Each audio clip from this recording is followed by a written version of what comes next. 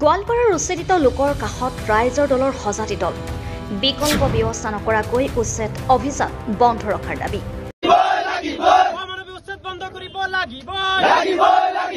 ইতিমধ্যে উচ্ছেদিত লোকসকলক ক্ষতিপূৰণ সহ পুনৰ সংস্থাপনৰ দাবী ৰাইজৰ দলৰ সজাতি দলৰ কোনো বিকল্প ব্যৱস্থা নকৰাকৈ গোৱালপাৰা জিলাৰ হাছিলা বিলত অসম চৰকাৰৰ নিৰ্দেশত জিলা প্ৰশাসনে ব্যাপক উচ্ছেদ অভিযান চলাই আছে কোনো বিকল্প ব্যৱস্থা নকৰাকৈ এনেদৰে উচ্ছেদ চলোৱা কাৰ্যক অখিল গগৈ নেতৃত্বাধীন ৰাইজৰ দলে বেআইনী আৰু অমানৱীয় আখ্যা দি ইয়াক বন্ধ ৰখাৰ দাবী জনাইছে ইতিমধ্যে উচ্ছেদিত লোকসকলক ক্ষতিপূৰণ সহ পুনৰ সংস্থাপনৰ দাবী জনাইছে ৰাইজৰ দলে উল্লেখযোগ্য যে আজি ৰাইজৰ দলৰ কেন্দ্ৰীয় সম্পাদকদ্বয় আছৰাফুল ইছলাম মনিৰুজ্জামানৰ নেতৃত্বত ৰাইজৰ দলৰ কেন্দ্ৰীয় সমিতিৰ সজাতি দল এটাই খাদ্যবস্তু লৈ উচ্ছেদিত লোকসকলৰ পৰিস্থিতিৰ বুজ ল'বলৈ হাছিলা বিলত উপস্থিত হৈছিল কিন্তু প্ৰশাসন আৰু পুলিচৰ লোকে সজাতি দলটোক উচ্ছেদস্থলীত প্ৰৱেশৰ অনুমতি নিদিয়াত এক উত্তপ্ত পৰিস্থিতিৰ সৃষ্টি হয় শিশুৰ বাবে লৈ যোৱা খাদ্যবস্তু লৈ উচ্ছেদস্থলীত প্ৰৱেশ কৰিবলৈ নিদিয়াত ৰাইজৰ দলৰ সজাতি দলটোৱে বেৰিকেডৰ সন্মুখতে তীব্ৰ প্ৰতিবাদ সাব্যস্ত কৰে অমানৱীয় উচ্ছেদ বন্ধ কৰক উচ্ছেদিত লোকসকলৰ থকা খোৱাৰ ব্যৱস্থা পানীৰ যোগান ধৰক উচ্ছেদিত লোকসকলক পুনৰ সংস্থাপনৰ ব্যৱস্থা কৰক দৰিদ্ৰ লোকৰ ভূমি কাঢ়ি পুঁজিপতিক ভূমি দিয়া বিজেপি চৰকাৰ হাই হাই উচ্ছেদৰ জৰিয়তে হিন্দু মুছলমানৰ সাম্প্ৰদায়িক ৰাজনীতি কৰা মুখ্যমন্ত্ৰী হিমন্ত বিশ্ব শৰ্মা হাই হাই আদি শ্লোগানেৰে পৰিৱেশ উত্তাল কৰি তোলে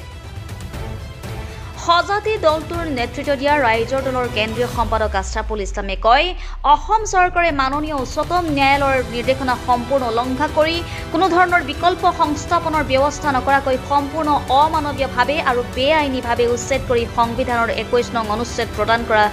জীয়াই থকাৰ মৌলিক অধিকাৰ আৰু বাসস্থানৰ মৌলিক অধিকাৰ খৰ্ব কৰিছে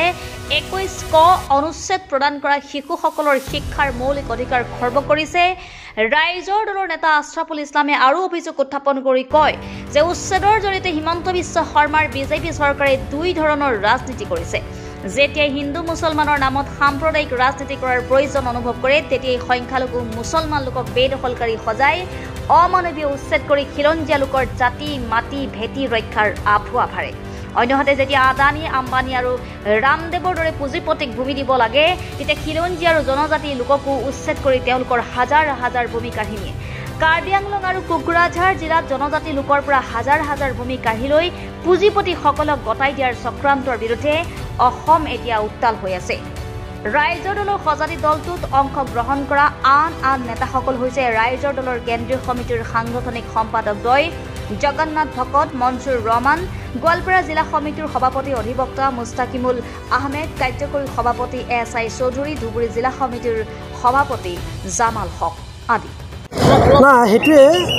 গোৱালপাৰা জিলাৰ হাছিলা বিলত বিগত 3 দিন ধৰি যি বেআইনীভাৱে আৰু সম্পূৰ্ণ অমানৱীয়ভাৱে উচ্ছেদ কাৰ্য চলাই আছে সেই দুৰ্ভগীয়া লোকসকলক আচলতে আমি সাক্ষাৎ কৰিবলৈ আহিছিলোঁ ৰাইজৰ দলৰ ফালৰ পৰা এটা সজাতি দল কিন্তু দেখিছে যে সম্পূৰ্ণ শান্তিপূৰ্ণভাৱে নীতি নিয়ম মানি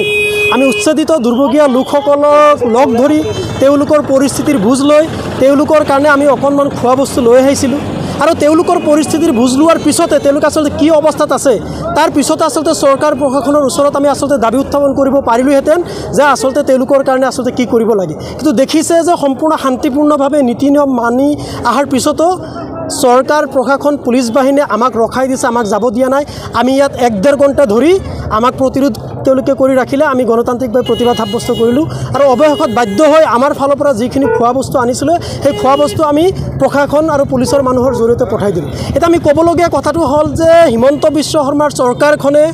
এই উচ্ছেদ সম্পূৰ্ণ বেআইনীভাৱে কৰিছে এই উচ্ছেদ সম্পূৰ্ণভাৱে অমানৱীয়ভাৱে কৰিছে আৰু আমি ৰাইজৰ দলে বেআইনীভাৱে আৰু অমানৱীয়ভাৱে কৰা উচ্ছেদৰ সম্পূৰ্ণ বিৰোধিতা কৰিছোঁ আৰু ইতিমধ্যে এই উচ্ছেদিত লোকসকলক পুনৰ সংস্থাপনৰ যাতে দিয়ে শীঘ্ৰে তাৰ ব্যৱস্থা গ্ৰহণ কৰিছোঁ আৰু উচ্ছেদিত লোকসকলৰ যি ন্যূনতম দায়িত্ব এই লোকসকলে কেনেকুৱা ধৰণে আছে কি খাব তেওঁলোকৰ পানী আছেনে নাই কোন শিশু আছে তেওঁলোকৰ সন্মুখত পৰীক্ষা আছে তেওঁলোকৰ কি অসুবিধা হৈছে এই সকলোবিলাক মৌলিক অধিকাৰ তেওঁলোকে খৰ্ব কৰিছে তেওঁলোকৰ প্ৰতি ন্যূনতম দায়িত্ব প্ৰশাসন আৰু মানুহে পালক সেই আহ্বান জনাইছোঁ আৰু এই দাবী উত্থাপন কৰিছোঁ যে বিকল্প সংস্থাপনৰ ব্যৱস্থা নকৰাকৈ ভৱিষ্যতে এই চৰকাৰখনে যাতে কোনো ধৰণৰ উচ্ছেদ কাৰ্যসূচী নচলায় তাৰ কাৰণে আমি চৰকাৰখনক আচলতে সকিয়নি দিছোঁ আপোনালোকে সকলোৱে জানে যে 2024 চনত DY চন্দ্ৰচূড় আমাৰ সুপ্ৰিম কোৰ্টৰ সেই সময়ৰ মুখ্য ন্যায়াধীশে এটা ৰায়দান যোগে কৈছিলে যে মানুহক কোনো পৰিস্থিতিতে উচ্ছেদ কৰিবলগীয়া হ'লেও তেওঁলোকৰ ঘৰ কোনো পধ্যে বুলডোজাৰ লগাই JCB লগাই ভাঙিব নোৱাৰে। এয়া সম্পূৰ্ণ আইন বিৰোধী, এয়া সম্পূৰ্ণ সংবিধান বিৰোধী। আৰু সেই সুপ্ৰিম কোৰ্টৰ জাজমেণ্টটোক অৱজ্ঞা কৰি সম্পূৰ্ণ বেআইনীভাৱে এই উচ্ছেদটো কৰা হৈছে। এই উচ্ছেদৰ জৰিয়তে চৰকাৰখনে কি কৰিছে, তিনিটাকৈ মৌলিক অধিকাৰ খৰ্ব কৰিছে। ভাৰতীয় সংবিধানৰ 21 নম্বৰ অনুচ্ছেদত আছে right to life, right to shelter আৰু ৰাইট টু এডুকেশ্যন। গতিকে জীয়াই থকাৰ অধিকাৰ, বাসস্থানৰ অধিকাৰ আৰু আমাৰ কণ কণ শিশুসকলৰ যে শিক্ষাৰ মৌলিক অধিকাৰ, এই তিনিটাকৰ মৌলিক অধিকাৰ খৰ্ব কৰিছে। এতিয়া ৰাইজৰ দলৰ ফালৰ পৰা হিমন্ত বিশ্ব শৰ্মা চৰকাৰক সকীয়াই দিব বিচাৰিছোঁ, আপুনি চৰকাৰখনৰ মুৰব্বী হৈ, সাংবিধানিক মুৰব্বী হৈ আপোনাৰ দায়িত্ব হ'ল যে আপোনাৰ ৰাজ্যখনত বসবাস কৰি থকা জাতি, ধৰ্ম, বৰ্ণ, ভাষা নিৰ্বিশেষে সকলো নাগৰিকৰ জীৱন আৰু সম্পত্তি সুৰক্ষিত কৰা, তেওঁলোকৰ বাসস্থানৰ অধিকাৰ সুনিশ্চিত কৰা, তেওঁলোকৰ শিক্ষাৰ অধিকাৰ সুনিশ্চিত কৰা। আৰু সেইকাৰণে অতি শীঘ্ৰে এই যি মৌলিক অধিকাৰসমূহ খৰ্ব কৰা হৈছে, সেই মৌলিক অধিকাৰসমূহ পূৰণ কৰি তেওঁলোকক পুনৰ সংস্থাপনৰ ব্যৱস্থা গ্ৰহণ কৰিব লাগে। আৰু এটা কথা আমি ক'ব দিব বিচাৰিছোঁ যে হিমন্ত বিশ্ব শৰ্মা ডাঙৰীয়াই এই উচ্ছেদৰ জৰিয়তে মূলতঃ দুটা ৰাজনীতি কৰে। যেতিয়া হিন্দু মুছলমানৰ নামত ঘৃণা বিয়পাই, বিদ্বেষ বিয়পাই, সংঘাত বিয়পাই ৰাজনীতি কৰিব লাগে, তেতিয়া দেখি দেখি গৰাখনে পীড়িত সংখ্যালঘু মুছলমান লোকসকলক অমানৱীয়ভাৱে উচ্ছেদ কৰে। আৰু তাৰে অংশস্বৰূপে আজি গোৱালপাৰা জিলাৰ হাছিলা বিলত হাজাৰ হাজাৰ মানুহক এই চৰকাৰখনে সম্পূৰ্ণ বেআইনীভাৱে আৰু অমানৱীয়ভাৱে উচ্ছেদ কৰিছে। আৰু দেখিছোঁ যেতিয়া পুঁজিপতি আদানী, আম্বানী বা বাবা ৰামদেৱক মাটি গতাই দিয়াৰ প্ৰয়োজন হয়, তেতিয়া প্ৰয়োজন হ'লে ভূমিপুত্ৰ জনজাতীয় খিলঞ্জীয়া লোকসকলৰ ভূমি তেওঁলোকে